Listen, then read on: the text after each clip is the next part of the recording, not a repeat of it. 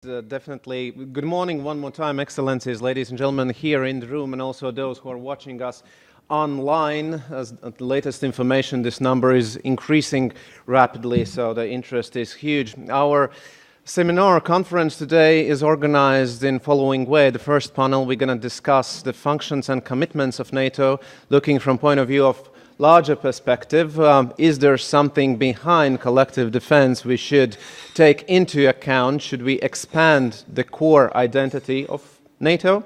And of course, the second panel goes more in details and more into discussion on the collective defense. We are a very distinguished panel, and we're going to start, this day with the functions and with the quite a philosophical kind of question, what the NATO really is today, and strategic adaptation, where it should drive the NATO internally, how we within the NATO understand it, and externally, how others see the NATO from abroad. The organizational perspective is that our key speaker is going to speak, then we're going to take one privileged comment from neighbor country Estonia, and then we're going to switch directly to the Q&A session, taking all the questions in one amount and then answering them. So, gentlemen, I'm happy to start this day with introducing Tacan Ildem, NATO Assistant Secretary General of Public Diplomacy. Please, the floor is yours.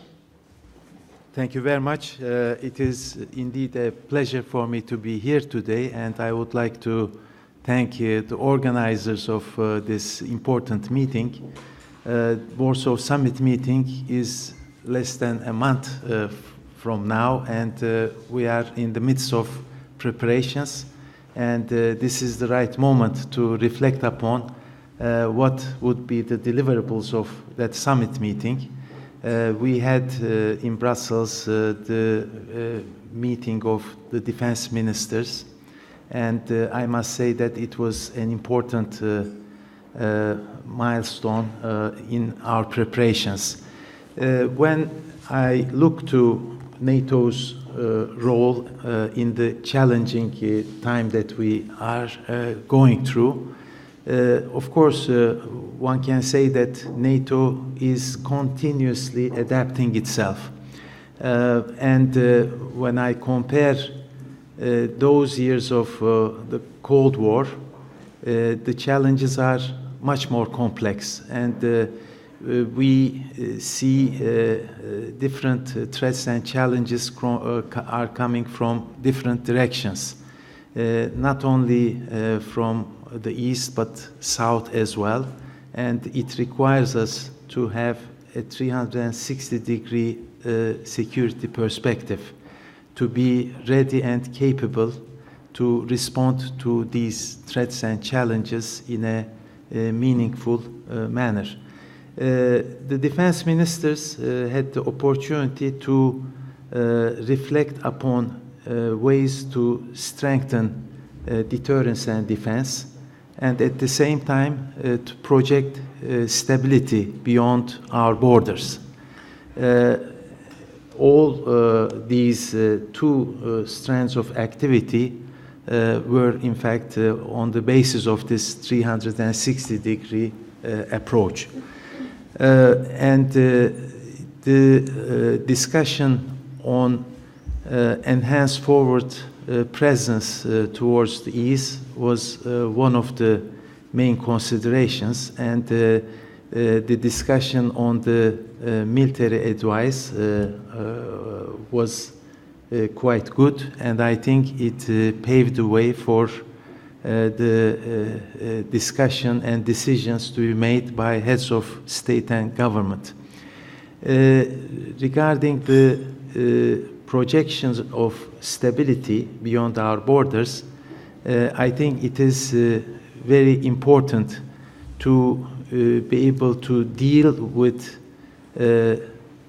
counterterrorism, hybrid warfare,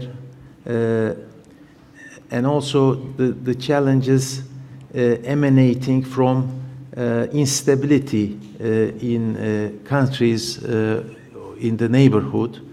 And in that respect, they had a good discussion regarding how NATO could further its involvement in capacity building in Iraq, in discussing the challenges of migration, refugee movement, and how NATO, in a complementary way, have its value added together with other international organizations like the European Union. So all these were in the core of the discussion with a view to strengthening NATO's capacity to protect its citizens and to add to its capacity to project security beyond borders. Talking about the strength of NATO, I think one has to see that we are a defensive organization, and all our decisions and measures are proportionate and also in line with international commitments. When we talk about strengthening of deterrence and defense, equally important is dialogue. And therefore, our approach is two-track approach. While taking credible measures, we at the same time attach importance to have transparency and to reduce the risks involved and to be predictable. And in that sense, we want to see reciprocal engagement in transparency and risk reduction. The complex challenges that we are facing requires determined steps. For instance, in Afghanistan, what NATO has been doing was important, and we require to continue with our long-term commitment in order that Afghanistan will not be a safe haven for terrorism. Right now, we cannot just focus on immediate threats and challenges next to our borders. We have to think about the challenges that don't see any border or restriction. Cyber security is one particular area, and in that respect, I have to say that we need to strengthen the resilience of the alliance in face of the new challenges, be it hybrid warfare, cyber security, and all these would require also effective cooperation between NATO and the European Union. During the meetings of defense ministers, there was a dedicated session on strengthening cooperation and coordination between NATO and the European Union. High Representative Mogherini was present during these discussions. Our two partners, Finland and Sweden, also took part in these discussions. When we look at the challenges that come from the south, we also require to have a maritime security strategy. And this would also necessitate a division of labor in a complementary fashion to join forces with other international organizations to deal with these challenges. Therefore, it would be easy perhaps to frame the discussion by saying whether NATO is going back to its basics. Of course, our hope was to have our focus more on cooperative security, but right now, since 2014, the new security environment required NATO to have a sharpened focus on the collective defense component of its fundamental tasks. Nevertheless, it also requires us not to shy away from our responsibilities and focused attention on crisis management and cooperative security tasks. Therefore, it is a more complex security environment which we do not have a simple answer. And the most important thing is, I believe, to deliver on the core tasks of NATO in these three spheres, be it collective defense, cooperative security, and crisis management. Perhaps I stop here so that we could have more time for questions and answers. Thank you very much, Mr. Ildem. And logically, the main question of panel is to stick to the core or to the expand, and the reality is that we have to do the both. Then there is, I believe, a chain of risks, because we always exist in limited resources environment. But there is someone who can communicate those risks of NATO out in a very proper manner. So if I'm asking the question, what are the challenges and the risks for NATO, then I believe Jānis Sārts, Director of NATO Strategic Communication Center of Excellence, can communicate this side very effectively out. So floor for Jānis Sārts. Well, okay, this way. Well, thank you, Mārtiņš. Well, let me start by Mr. Ildem left, which is, we are back to the origins, or are we? I would say that actually we never left them. Because if you think what's the origin, or what the core of the NATO is the fact that a group of nations sharing the same value system, sharing the same worldview, are coming together and saying, we'll stand for each other. So I think the core has been that all along. The world around these nations has changed, and because of the adaptive nature of the alliance, the way we see the response, these have been different. 10 years it was one response, 20 years ago it was another response. Now we're getting a different kind of response. But I think the core is the same, and that's where the strength comes from, is because these values are the coordinate system against which you understand, you are ready to stand for each other. Why parliaments are agreeing to send their soldiers to other allies, because of these value systems. And that has not been changed over all the decades. But I grant you, yes, the environment changes. It changes rapidly and all the time. And currently, I fully agree with those that use that probably a bit more, rather use term challenging. Because if I look at the risks that NATO faces, Mr. Ildem said 360 degrees. But I would say 360 degrees in three different parameters. First, geographically. Obviously, the risks we talk here mostly about, which is coming from the East, are not the only ones facing the alliance. And the ones that are coming from the East doesn't only touch the countries in the neighborhood. They really go deeper into the other NATO countries' core values against them.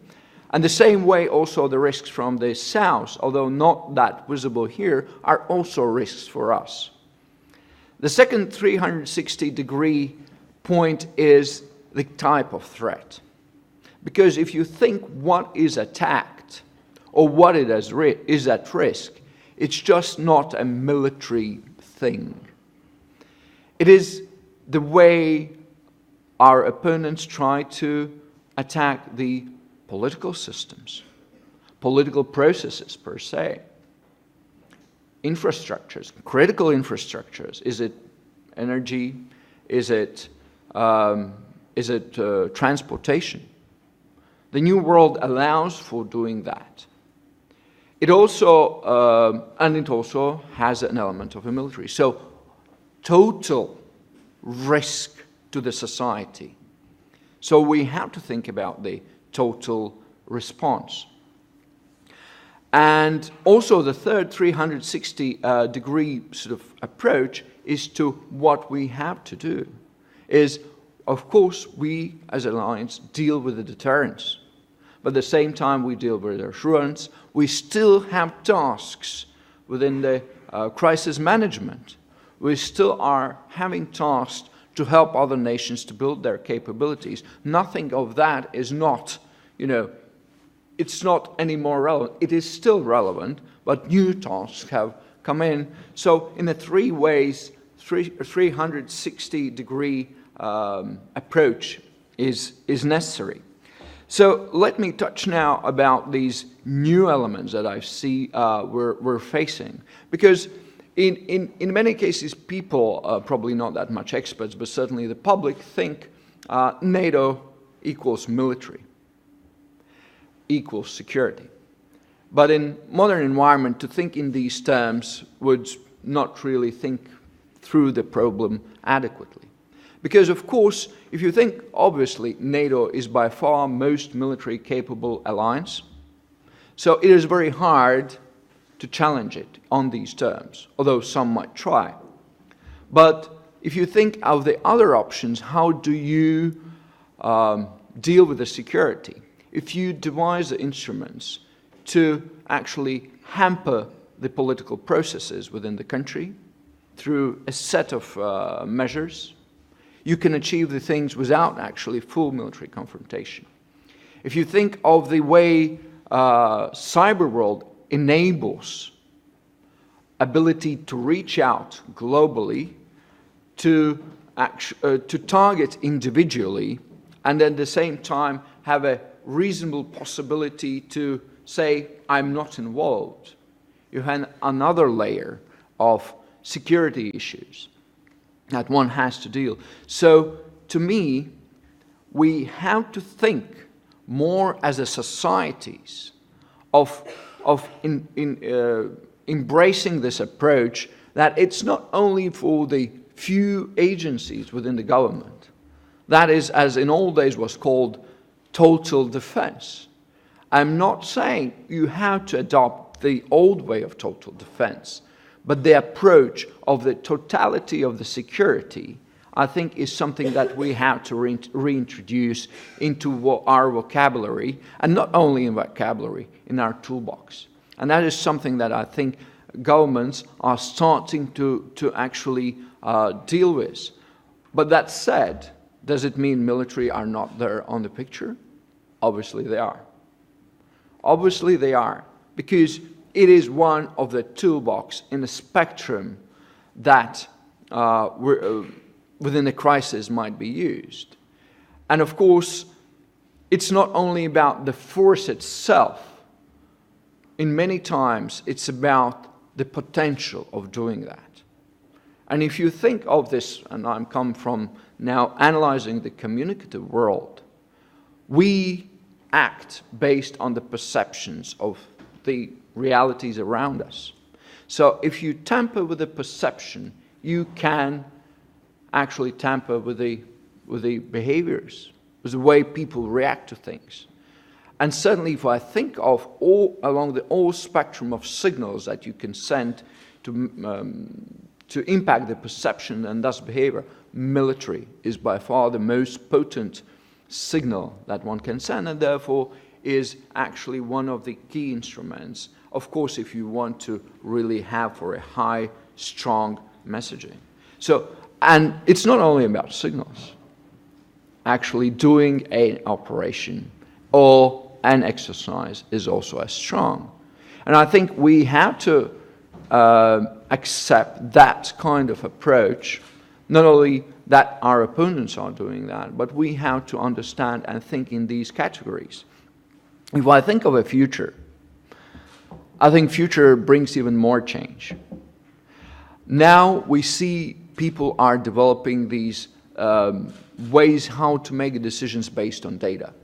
Whenever you talk to the modern sort of company, they say they don't rely on instinct.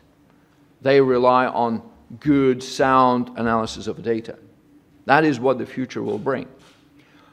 What do you think it will bring into the sort of security and warfare environment? That will be if you are able to tamper with the data, you're able to influence the other decision makings. So it is going to grow in these areas. And obviously the way the society, modern societies change will also impact the way the new threats will evolve. That doesn't say that they will be the only ones on the field. Actually doing the pure, crude military action will still be relevant, but we'll have to cater for more and more areas to ensure that our societies are safe and secure. And that's what I think NATO is good at. Because one thing that you can't take away from NATO, that's adaptability. When I remember the history of NATO, it has been, the funeral has been started like 5 or 6 times because, it's irrelevant, times it's too old, and etc. It has been persistently there and always answering the challenge. So I think we'll do that once again. Thank you very much, Mr. Sārts. And of course, sending signals and strong communicative messages is not only for externals, but also for ourselves and perception. So I'm happy to introduce the South perspective, Mr. Alessandro Marrone, Senior Fellow of Security and Defense Program at the International Affairs Institute, Italy. Thank you, Mr. Chairman. It's a great pleasure for me to speak this highly qualified panel and with this very numerous audience. My input will cover 2 main topics: the balance among NATO core tasks and an Italian view on NATO role in the South. So, first, well, as you all know, the current strategic concept envisages 3 core tasks for NATO: collective defense, crisis management operation, and cooperative security, including enlargement, partnership, and arms control and non-proliferation. And this strategic concept is a compromise by itself among different views of allies.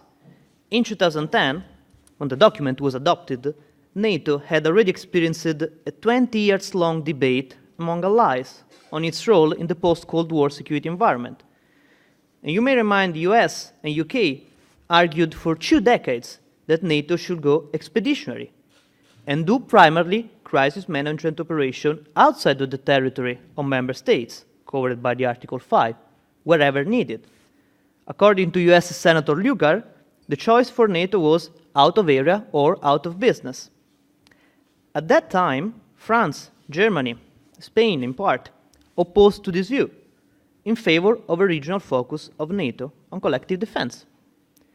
And Italy has always tried to balance both views by saying that NATO should do both crisis management operation and collective defense. It may seem a paradox to you that the countries, the European countries, that at that time argued for a European focus of NATO on collective defense, France, Germany, Italy, Spain, etc., now are saying that NATO should not do only collective defense. But it's not a paradox. At that time, early 2000s, the pendulum of NATO priorities was shifting too much toward crisis management, and it was a mistake, because it underestimated the security of Europe and the development in Russia. Now, the NATO pendulum is shifting back too much towards collective defense, and it is a mistake as well. This is one of the reasons countries like Italy or France have views different than the Baltic ones on NATO core tasks and the priority for collective defense. Of course, these views largely depend on threat perception. So whether you give higher priority to Russia or terrorism or instability causing mass migration. But it's not just different threat perception. It's good for all member states and for NATO as a whole if NATO maintains a balance among its three core tasks and keep all of them on the same level of priority. The idea of going back to the origins in terms of only collective defense may be misleading, particularly in the current security environment, when collective defense, crisis management operation, and partnership are very, very interlinked. Think about Ukraine. The partnership with Ukraine belongs to cooperative security core task, but it does help the collective defense core task because a stable, free, and peaceful Ukraine improves also the territorial security of NATO members. And the same goes for the partners in the fight against terrorism, such as Jordan, Tunisia, Iraq, and in the next future, maybe Libya. NATO support to them through partnership contributes to defense and security of NATO members itself. Second and last part of my brief speech, an Italian view on NATO role in the South. Here my institute has done a lot in terms of events and publications, so let me go very straight to 4 concrete elements without dwelling in the history and characters of the region. What NATO can do.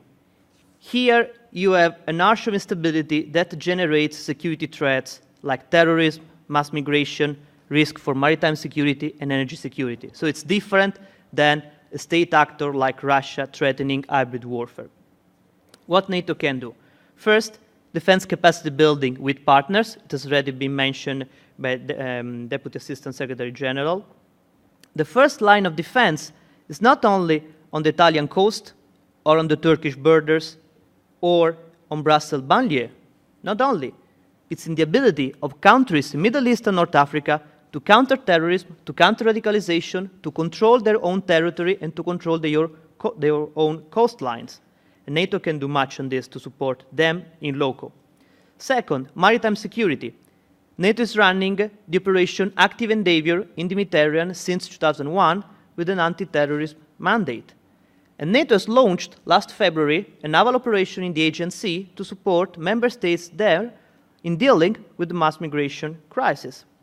The mandate and assets of these 2 operations should be enhanced and enlarged in a synergic way, and in cooperation with the European Union and with EU naval operation in Mediterranean Sea, as well as with national one. Italy is running its own national naval operation in Mediterranean. It's not just about operation. NATO should adopt a new maritime strategy. The current document is of 2011, and it has become obsolete because the rapid changes in the security environment we saw. Third point, intelligence sharing. NATO assets like OWOCs, ground and naval system, should be employed more in the Mediterranean region to support the fight against Islamic State and terrorism, and the efforts to counter criminals smuggling human beings by providing intelligence. Fourth and last, political dialogue. Let's be frank. Countries in Middle East and North Africa compete against each other, and they may tolerate or even support instability and groups affiliated to Islamic terrorism. If we don't work on a process for a political solution for the crisis in Libya and in Syria, if we don't de-escalate the competition among regional powers, we will not tackle the arch of crisis in the south. Has NATO a lead in this process? No. There is the Vienna process for Syria, there is the Rome process for Libya. But NATO can do a lot in terms of political and diplomatic terms to support this process through bilateral and multilateral dialogue. And I'm thinking about Mediterranean Dialogue and Istanbul Cooperation Initiative, as well as by supporting the convergence of NATO members' agenda on Middle East and North Africa, which at the moment are not that on the same page. With this, I thank you for your attention. I have further points from an Italian perspective on deterrence and dialogue toward Russia, but I will leave them for the debate if necessary. Thank you. Thank you very much, Mr. Marrone. And already the European issue was touched as an organizational perspective. I'm happy to introduce Lukasz Kulesa from Research Director at the European Leadership Network. Please. Thank you very much, and let me start with thanking Andres and his team for the invitation and also for the support of the sponsors, which I'm happy to say includes the Polish Embassy As you may know, my organization is headquartered in London, but we got a European approach, and personally, my heart is very close to Warsaw and Poland. So at different layers, and they all meet in Riga, Latvia. Thank you very much, Andris. I decided, we had very rich presentations, a lot of philosophical questions were asked, so I decided to simplify things and maybe stupefy things a little bit, and say that NATO is somewhere between Britney Spears and Nina Simone. Let me explain. Britney Spears, if you remember this famous hit, I Was Born to Make You Happy. Some of you may remember 1990s, late 1990s, early 2000s. So in the past, NATO in some years was exactly making this impression that it was born to make all the allies happy. In a sense, it was born to respond to every single request on every single issue that an ally would put in the agenda, especially in the late 1990s, early 2000s, and also the period when it was more or less clear that the Afghan operation was coming to an end. There were a lot of questions of what else NATO can do. Let's go into energy security, let's go into broader state building, let's go to emergency responses to civilian civilian situation, disasters. We sent NATO response force elements to Pakistan to help with the earthquake. So a very, very broad agenda. Nina Simone, my baby just cares for me, in a sense that right now we're back to the foundations. We're back to the core tasks, which for a number of countries, especially in our area, means that NATO should be here for us, and mainly for us. Of course, there are other areas, there is the South, and there are global issues, but this is basically what NATO should do, caring for us and our little region. My argument is that NATO should position itself somewhere between Britney Spears and Nina Simone. This identity crisis, more or less, is over. We know that there are challenges in the East and in the South. So we know that the focus on collective defense and deterrence will stay for the next couple of years. But we know that the new approach would just, or I would argue that the new approach can't be just about security and Article 5 related tasks, because there are challenges immediately beyond our border which needs to be addressed. There are expectations also for members, as we heard from Italy, and also from some of our publics to engage in broader issues than just Article 5. But on the other hand, I think there is a knowledge, or there should be a knowledge, that NATO does not have the resources to be an a la carte organization with a long list of priorities. Because if you have a restaurant in which there is a very long list of dishes, it's usually a bad restaurant, because they do a lot of things, but they do all of them badly. So I think NATO should be an organization in which the menu is very much limited, and there I'm a little bit afraid when NATO talks about 360 degrees view on security, and then we add different dimensions, because in practice you can't do 360 degrees equally well. There are some azimuths, there are some directions that you put more attention to. But let me start with collective defense, and let me steal something from the second session, because I think this is an important thing. Because the foundations are different. The situation in which we are confronted with are different. We don't have the enemies who are just using the military means, who have the tanks amassed at the border. They can still amass tanks at the border, but this is not the only thing, the only tool in their toolbox. So we need to incorporate new functions into our understanding of collective security and deterrence. Modern deterrence is not only about the number of the deployed troops, even though this dominates the headlines right now.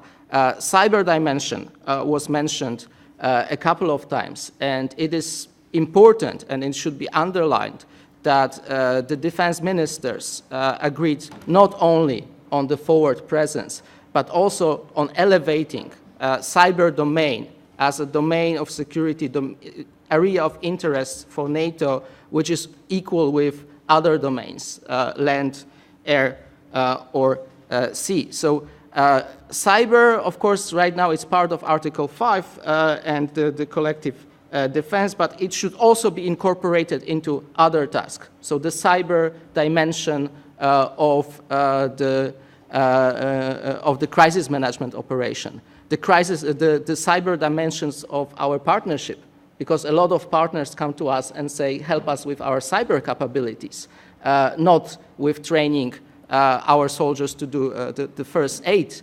Tell us what can we do to protect our critical infrastructure against cyber threats. Strategic communication. This is also something which should not be incorporated into our thinking across all the tasks. We talk about the ability to send the signals to our potential opponents.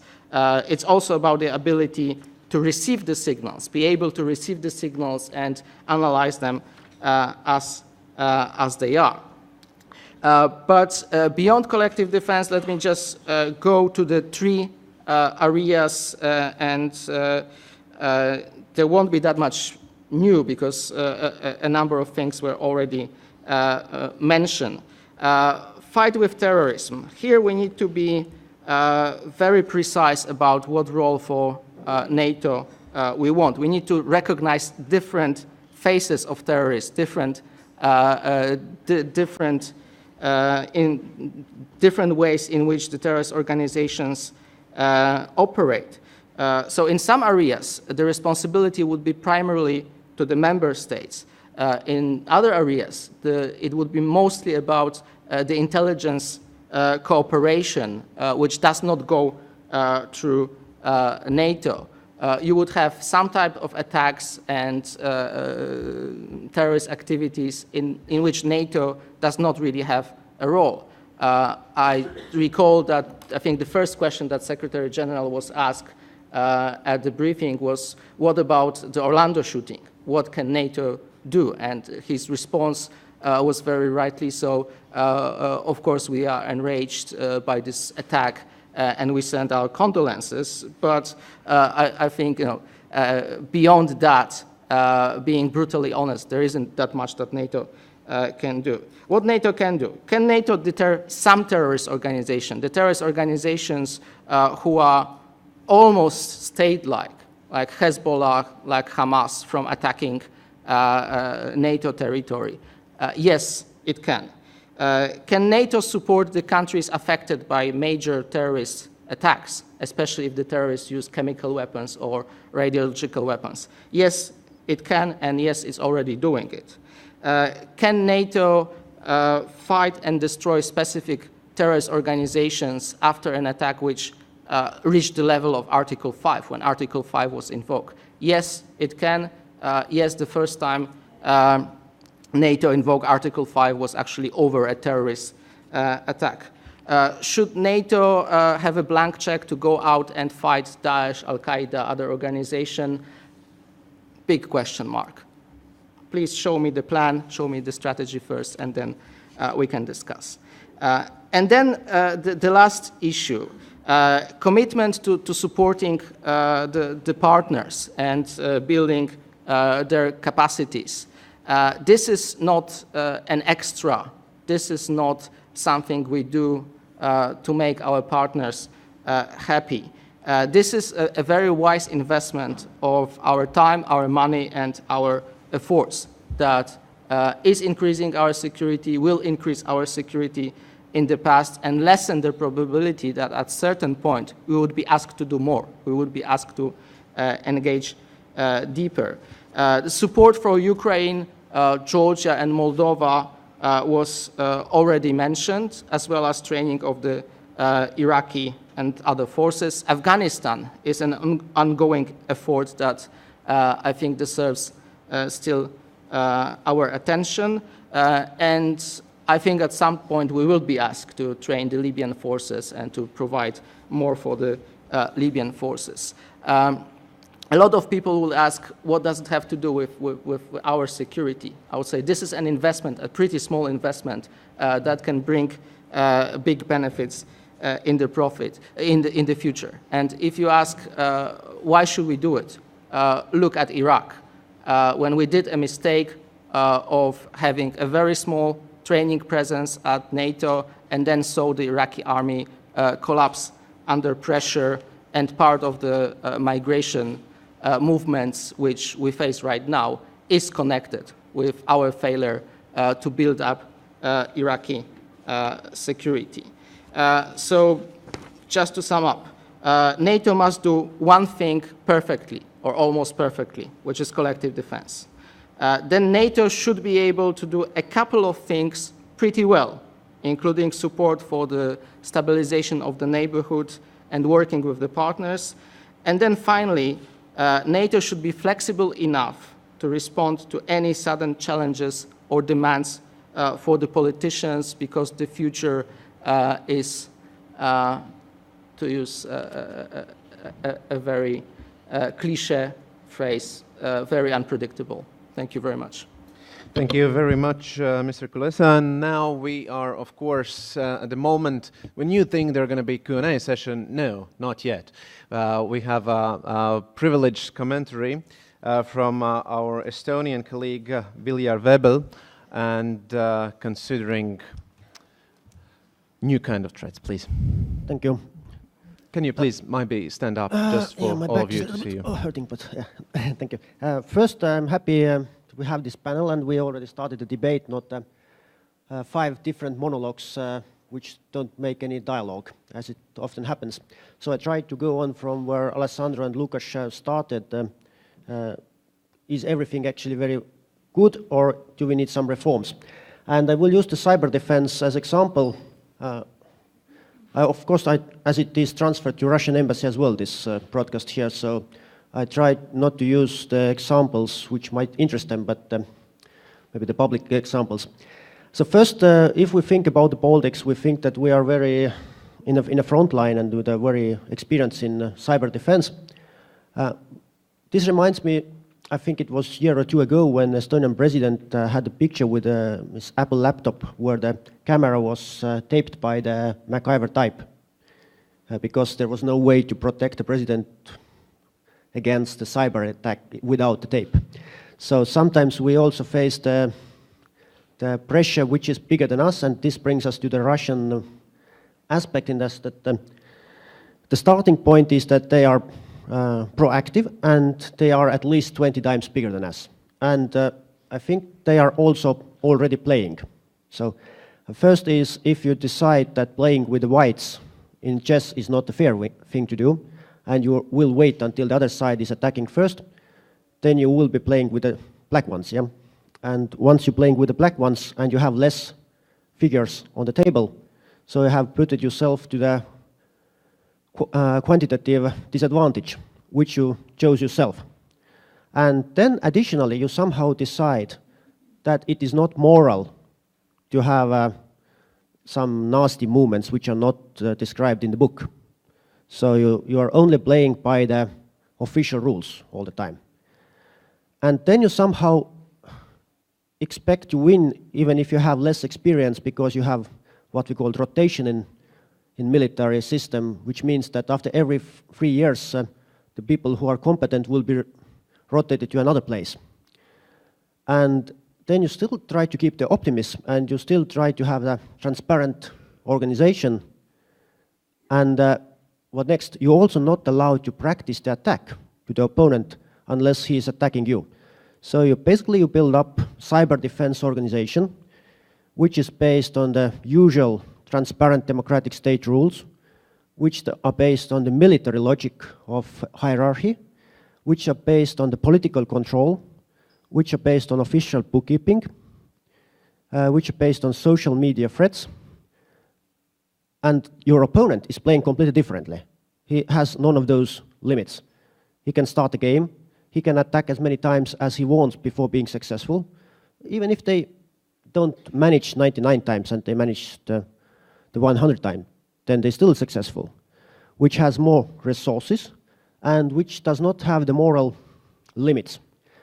And this brings me to the question, where do we need the reforms, and what is the way we sometimes don't bother?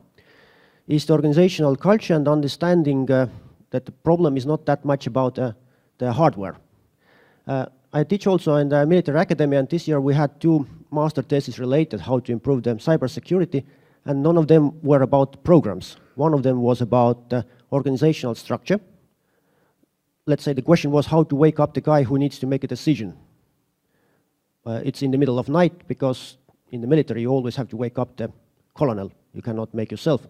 So it means you need the procedure or you need the leadership model reformed.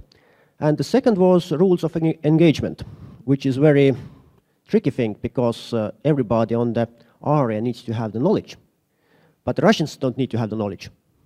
What are the rules of engagement? And if the media will receive the envelope with the rules of engagement, there will be a big scandal. Because if you put the very mild rules inside the envelope, you cannot match the threats. But if you put the real rules of engagement to the envelope and it goes to the media, then it's a big scandal. So I think I opened up a little bit this idea that to summarize, we need to be more preemptive. We need to focus more. It's not about even 2% from GDP. I think if Russians are putting 6, that is what we need to counterbalance. And we need first also to work very hard about our moral and organizational cultural restrictions, which we set ourselves. There is no one else who is like limiting us. It's us who do that. And also we need to look how to include the civilian competence to the cyber defense, and also maybe other areas of defense as well. We a little bit too close that. It means that we don't feel the threat that the Russians are pushing. Okay, thank you, Mr. Wiebel. And I believe that was quite nice provocative bridge, switching over to the questions, which is always questionably to abandon morality. It's always kind of tricky. But I believe we can fix a set of questions already here. We're gonna address to the panel, but now is the right moment, and we are working according to the model that we're gonna take all the questions what we have in the room, and then we're gonna answer in a bigger blocks, giving the answers from the panelists. So are there questions in the room? There should be at least one. It's usually we arrange the one question before, but we are, that would be in another kind of country. Yeah. Mr. Sārts reply to the Estonian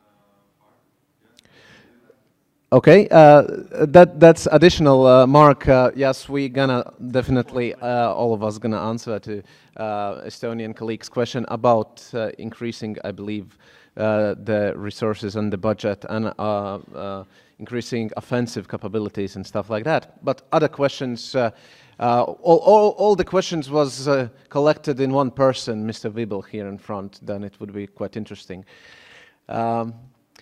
Yes, please, you get the cookie for the first question. Please bring the mic for the people online here what you're speaking on.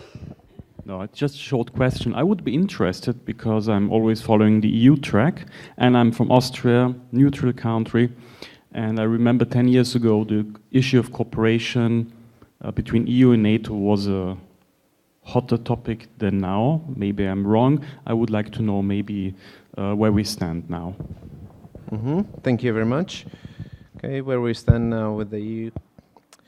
Other questions? Yes, please, microphone there.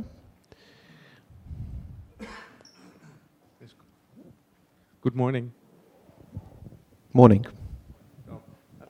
Please, in the mic if you can. Yeah. I was wondering, the original concept of NATO is of course setting up a credible defense, but you slowly get the impression that there's a kind of development where territorial defense is creeping in to this concept of credible deterrence, especially here in the Baltics. I would say not directly in other NATO countries. Is it possible for you to elaborate on that and if this is a sensible development? I'm the Netherlands ambassador over here. Thank you very much. More questions? If no, then we're going to start to answer these, and then afterwards, if there's going to be a time, we will take others. Then, of course, the first, respecting Estonian colleague and its provocative content. Could you please give a comment on, first of all, the, resource behind the NATO, and is it adequate? And maybe your comment on the budget and the money behind that, because you're always bringing in the game the basics, which is resource, not only the money but also the time and other kind of resources. So who gonna start this topic on ability to compete in the worldwide where other people are paying for security a bit more? Well, I think when we look at the results of the Wales summit meeting, one important deliverable was the defense pledge, and all countries agreed that they should increase their defense spendings. Right now, only 5 allied countries could meet the target of 2% GDP, and others still in the process of filling in the gaps, but the trend is positive. At least the allies could be able to stop the decrease in defense budgets, and there is a trend upwards. And of course, not only 2% of GDP is the criteria, but 20% of the defense spending should be to new equipment. And I think that this pledge should be furthered by tangible means. And I know that many countries have solid plans to meet the criteria. And it is an absolute necessity when we take the existing challenges from different fronts to have a credible capabilities lined up to respond to these challenges. If I may also respond to the NATO-EU cooperation, I think right now the level of cooperation is much better than 13 years ago, for instance. I was ambassador to NATO from 2006 to 2009, and NATO-EU cooperation was in the core of our discussions. But I must say, even staff-to-staff level coordination and cooperation was not at this point. Right now we have a coordination in hybrid warfare, cyber security. We have playbooks and we try to develop them in parallel to each other. Another area that we focus on is to complement each other with respect to efforts in defense capacity building, in projecting stability in the neighborhood. Third area is maritime security. And our Italian colleague has referred to the challenges, threats coming from the south. It also requires an effective means to take the routes of communication in maritime area open. And right now we see the ongoing operation in the Aegean. SNMG is present with 8 maritime vessel ships there, and it gives a very good opportunity for NATO to monitor have reconnaissance and surveillance, to gather information and to share it, not only with countries concerned, Turkey and Greece, but also with Frontex. At the same time, we have Operation Active Endeavour, which was initiated as an Article 5 operation, and NATO is now in the process of transforming it to non-Article 5 operation, which will enable NATO to interact and cooperate with the European Union. There is an ongoing Operation Sofia, and what NATO aims is to be able to cooperate with the European Union in face of challenges like the one emanating from the situation in Libya, and it would also add to our capacity to increase situational awareness, but also to support, assist, and advise the countries of the South in defense capacity building. So I can say that much has been achieved so far. It is not yet there for us to be fully satisfied, and it also relates to certain issues related to the Cyprus question, and we hope that the negotiations could bring about a lasting settlement, which would also add to our ability to bring a qualitative change in NATO-EU cooperation. Thank you. Thank you. We have a very limited time, so biggest interest rate, I believe, is on the questions, considering the first one. Then I want to somehow, I don't know why, but I want to make this like not the boxing game, no, but still I see that the main communicator of NATO Strategic Communication Center of Excellence could give a proper, not answer, but the vision. What is the? Can we abandon some of values which we're saying here and act a bit more differently, or this is threat per se to do like that? Well, short answer would be no, because I don't think we would like to see the kind of cyber environment which would evolve from that kind of a decision ourselves.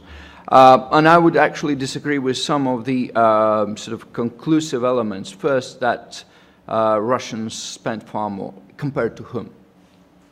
If I think of the sum of the allies, I would argue with that.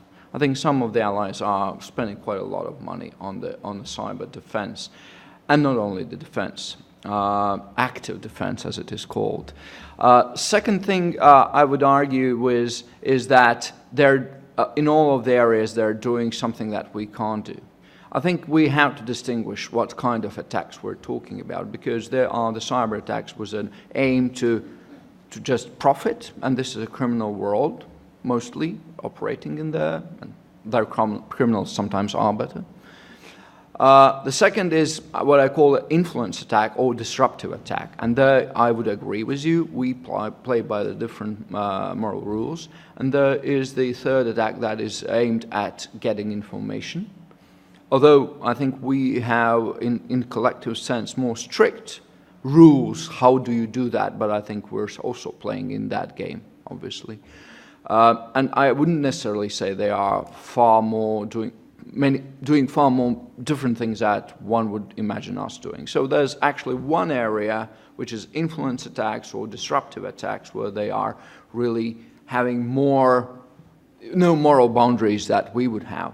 Do you think abandoning them would actually help to deter the attack?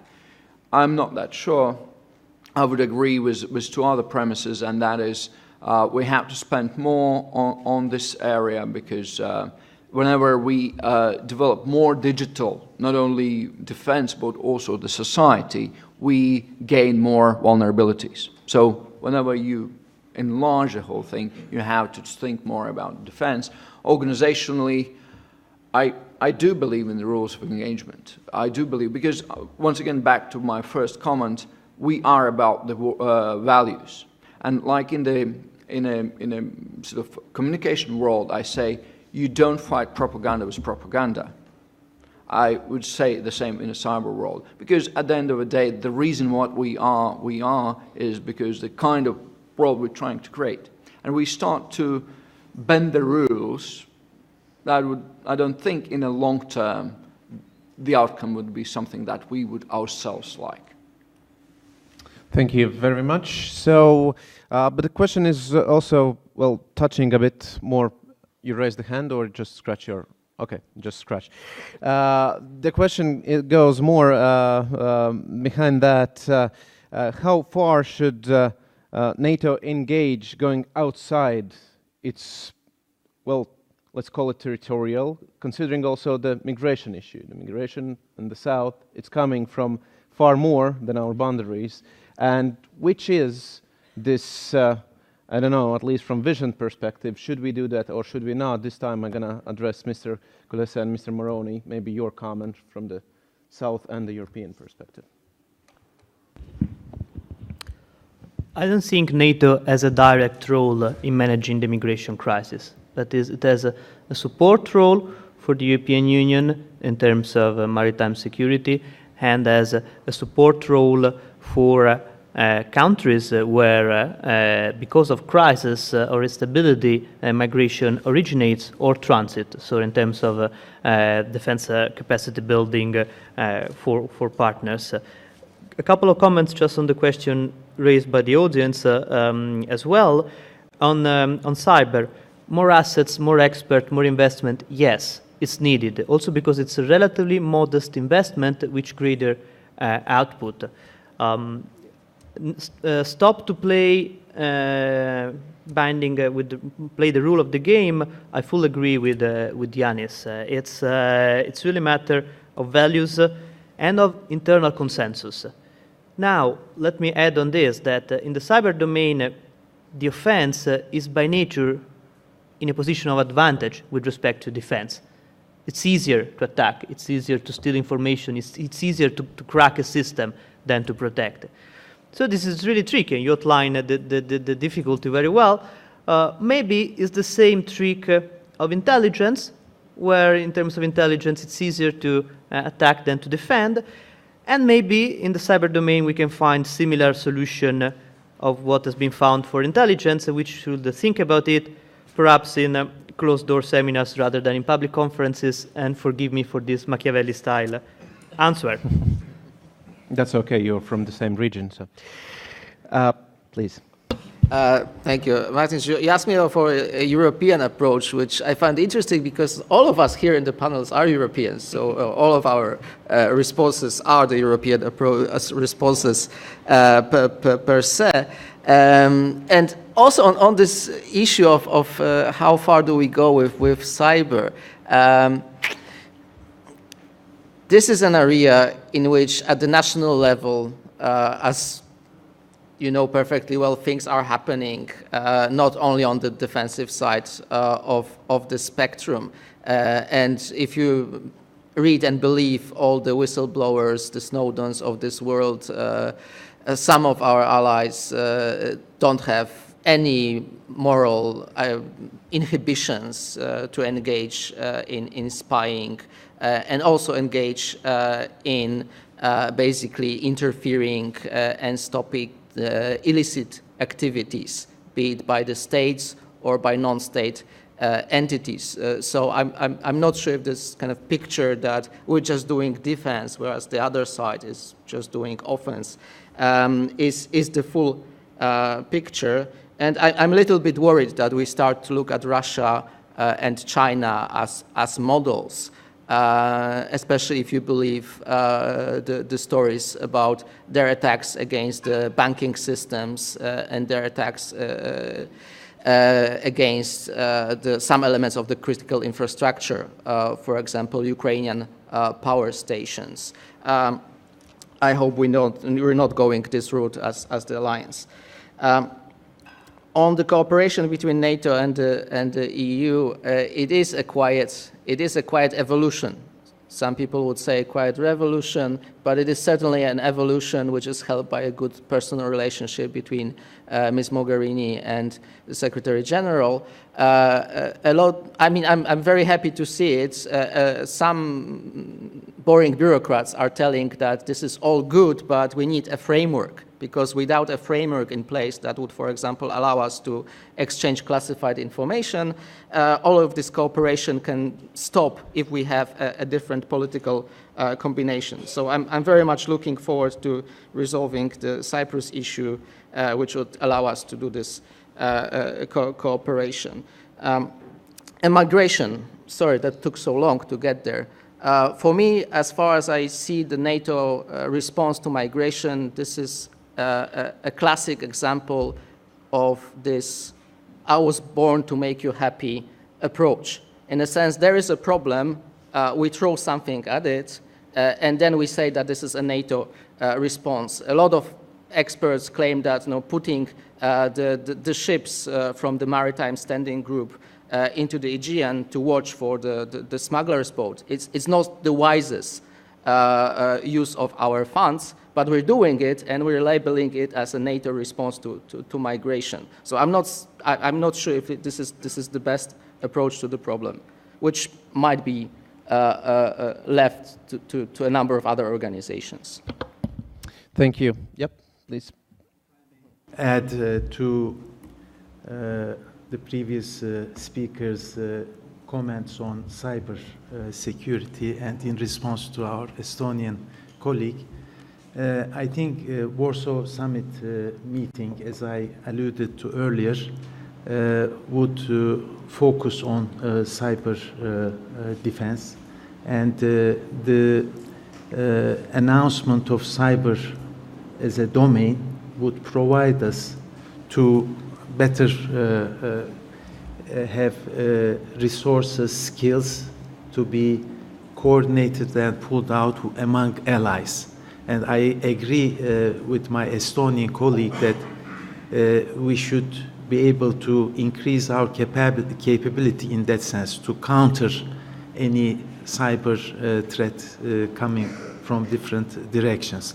But at the same time, we have to be very careful. We have to take into account the defensive nature of our organization, and that it is an alliance based on values, and we should not follow things in tit-for-tat approach. We should not deviate from the very principle that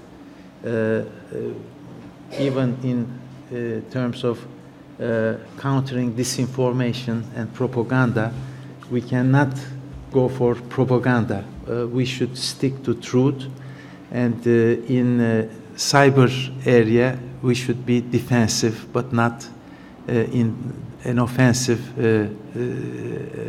approach. So this should be the frame of mind to guide our future efforts. Thank you, and very short 25-second comment.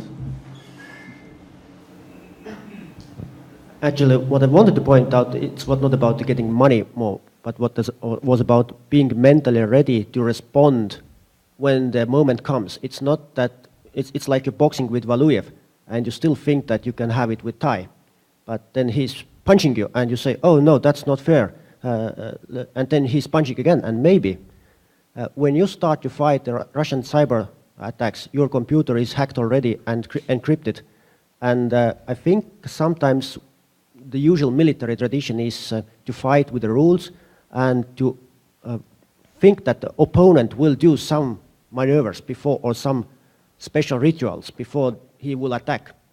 But I think that is the main weakness of putting military colonels to the cyber defense structure, is that they're expecting the opponent to play the same logic. And I think they need to educate themselves more about, for example, game theory, to understand it's not the same game they're playing. Thank 25 seconds. Thank you. Thank you very much. And of course, this is a point for discussion. At the same time, my encouragement is, and that I'm saying on my own, not so much under-evaluate our capabilities in every speech. I already raised this issue up in some other conference in the Latvian parliament, considering the NATO or the Mr. Sārts was joining. We like to whine and kick ourselves that we are so, well, not so good as we think, but still the capabilities are good. They should be increased, definitely. Stick to the true. I'm going to steal this line. We're going to stick to the true. The time is over. And now is the 20-minute coffee break, and we will be in the same room and back with the next topic between reassurance and deterrence. Thank you very much, everyone.